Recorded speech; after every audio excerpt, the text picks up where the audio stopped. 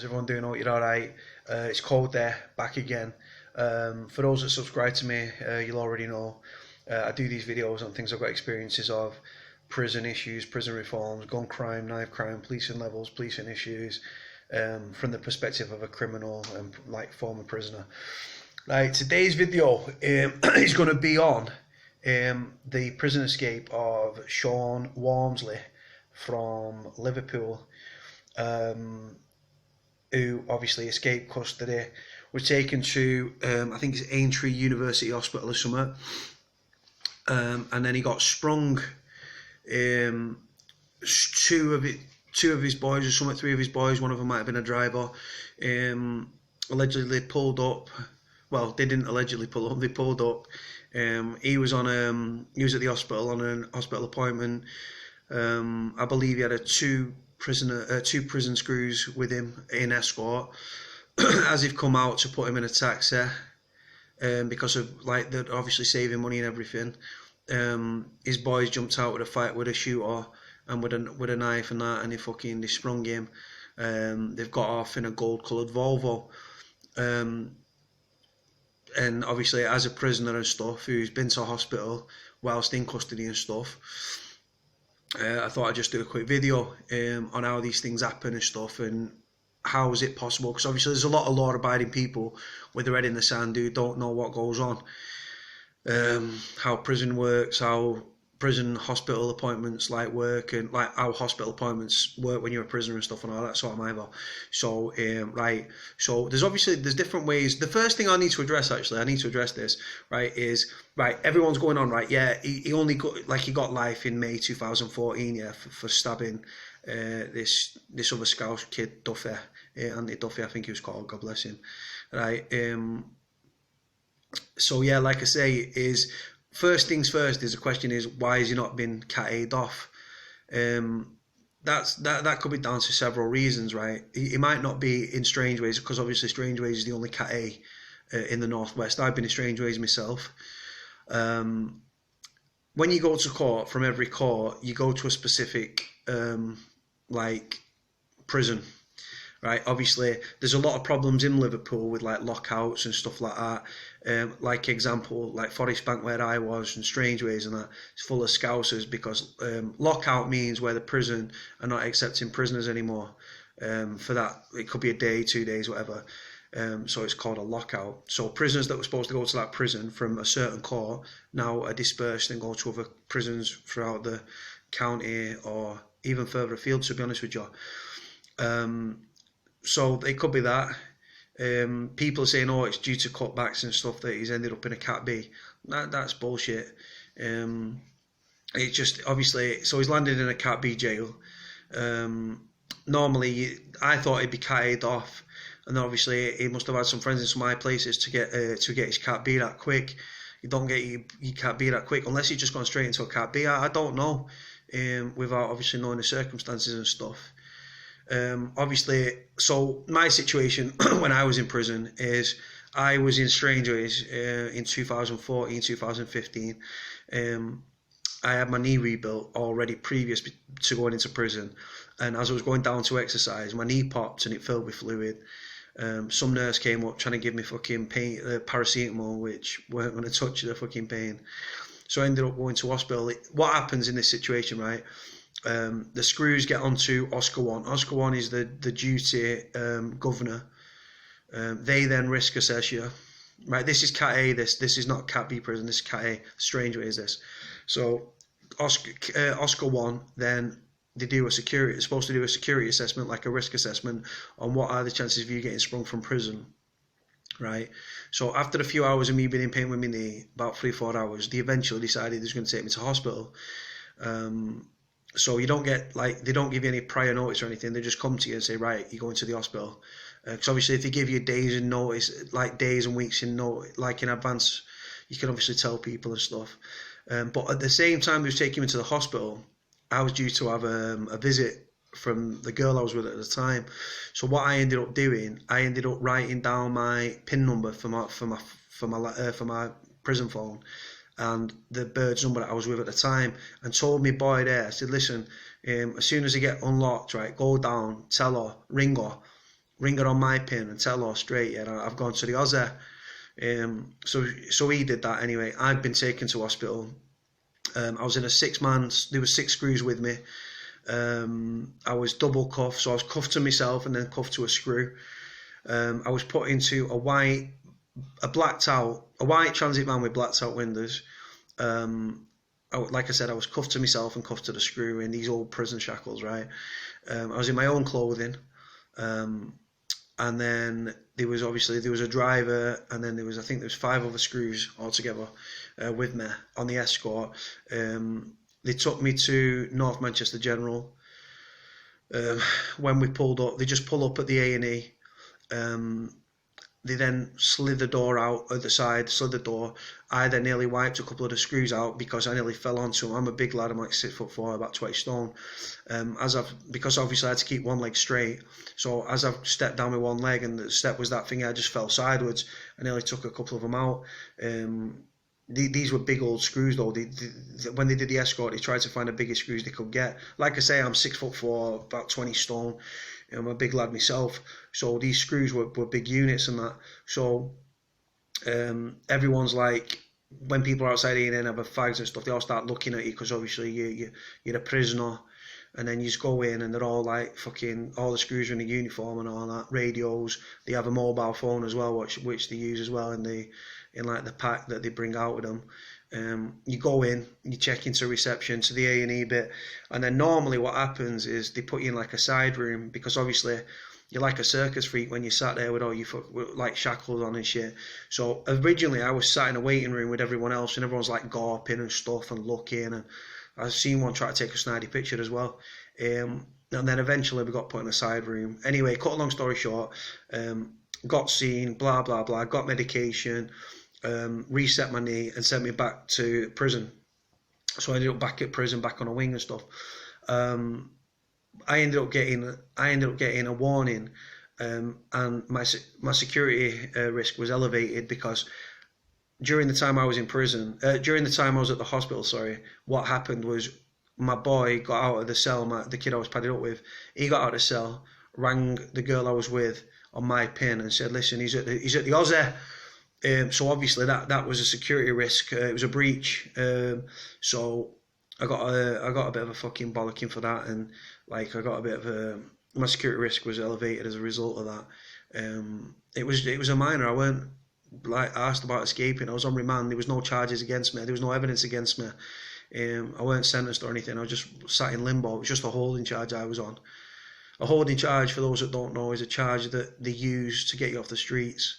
So that's what they did. There was no evidence against me, but it was just to keep me in prison. So anyway, so that was my situation as a Cat A, in Cat A. I wasn't Cat A'd off. I was just in a local jail.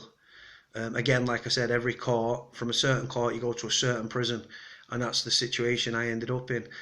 With this thing with Shaun Walmsley and everything, right? First of all, like I said, I'm critical of the system and stuff. I hope he doesn't get found, and I hope he gets off. If he can get abroad and that with dodgy documents or whatever, obviously all the ports are going to be aware of him. Obviously, flying's not viable at either. But I hope he gets off me. Shows the prison system for what it is, don't it? I mean, if we're not rioting and smashing prisons up and smashing prisoners up and smashing fucking prison officers up, and we're not rioting and stuff. Look at Birmingham, riot Swaleside down in Kent. When we're not smashing things up, we're escaping from custody there. That's what prisoners do. We're switched on, we're wise and stuff. We're a lot more resourceful and clued up and like with it than people will ever know. And the reason, the ways that he could have escaped, right? There's many. When you're in Cat B, it's so lapsed. Like I said, I've just got out of a Cat B like 2 weeks tomorrow. Yeah, 2 weeks ago tomorrow. Yesterday, 2 weeks I got out. Right, so it just shows you, doesn't it? The Cat B is a lot more laid back. The security checks are not as stringent, and the security is not as strong and stringent. So obviously, it's the norm in a Cat B prison to be a two-man escort, right? That's my experiences of it anyway. Like I said, while I've been in on my last stretch, two guys ended up in hospital from taking spice, and one sadly overdosed and died. So when the kid that was next to me on the cleaners and that, he was 57. He got a 2-man escort and that.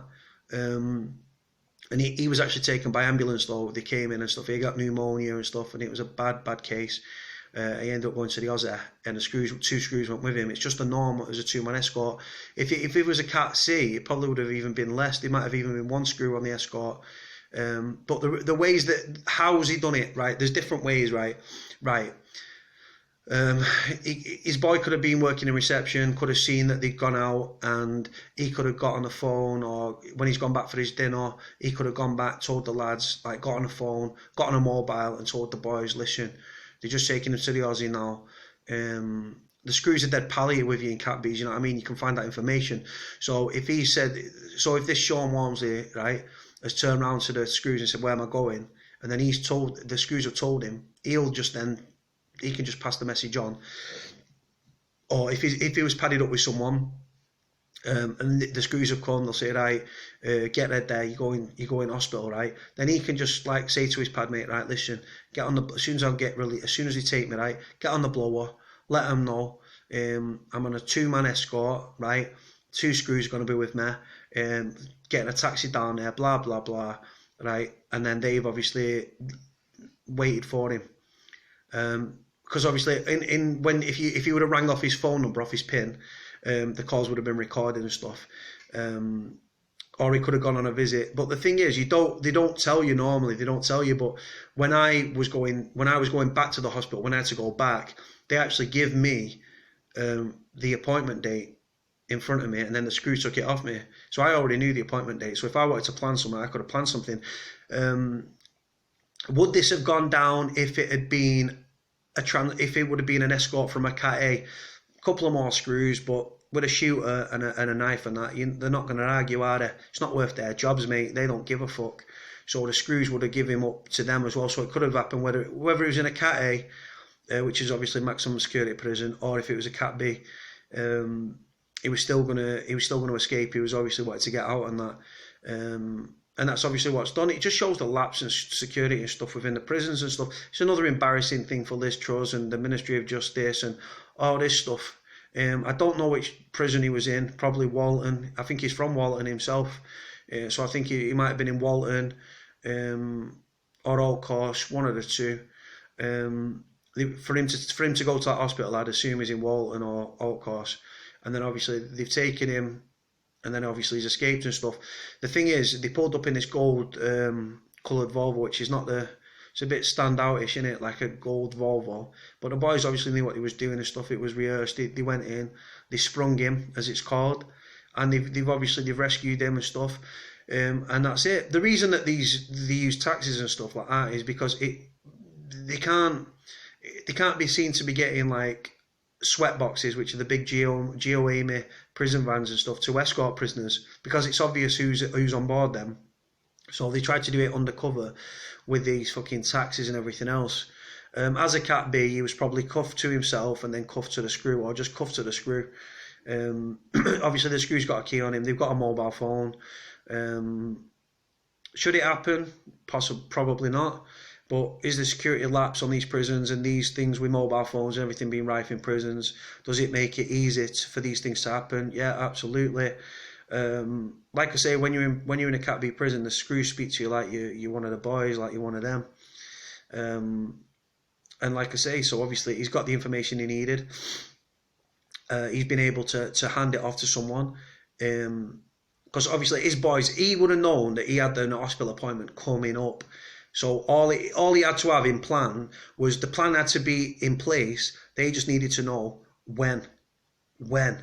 And as soon as obviously the screws have probably come to tell him, you don't get any notice, they just come to you, right? If he's pally with a screw, the screw might say, right, later on you've got, later on just to let you know, you're going to the Aussie, right?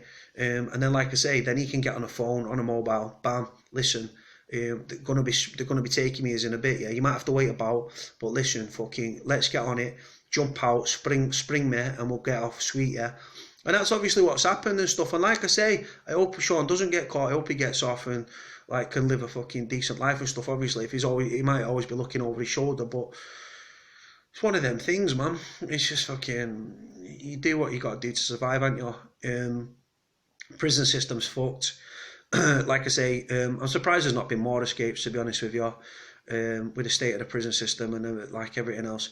And like I say, these sorts of things, they should be happening. They should, because of the lapse in security, they should probably happen more often. To be honest with you, one thing's for sure: when he gets caught, he'll probably be catted off straight away. Obviously, he'll get extra time for evading capture and escaping lawful custody and all that. But he's doing 30 years, man. He's a fucking minor to him. You know what I mean? He didn't give a fuck. Shaun will be sat there, no sweat off my fucking nose, fella. Do you know what I mean? Sweet. But then obviously, because he's escaped, he'll be on the escape risk, so he'll be as high risk. So he'll probably end up Cat A in strange ways on the Cat A wing. And then obviously restrictions will be put in place and stuff, and everything else. Because he'll be a high risk fucking inmate now, so he'll be Cat A'd off, end up in strange ways on the fucking on the Cat A wing. But right, listen guys, I'll leave it there anyway. I've waffled on for long enough. Shaun Walmsley, if you're free, brother, get on with it, crack on, do what you're doing, mate. Try and live a fucking as good a life as you can without looking over your shoulder. I hope they don't catch you. All the power to you, brother. Sweet. And listen, I'll leave it there, guys. Anyway, speak to you all soon. Take care. Bye.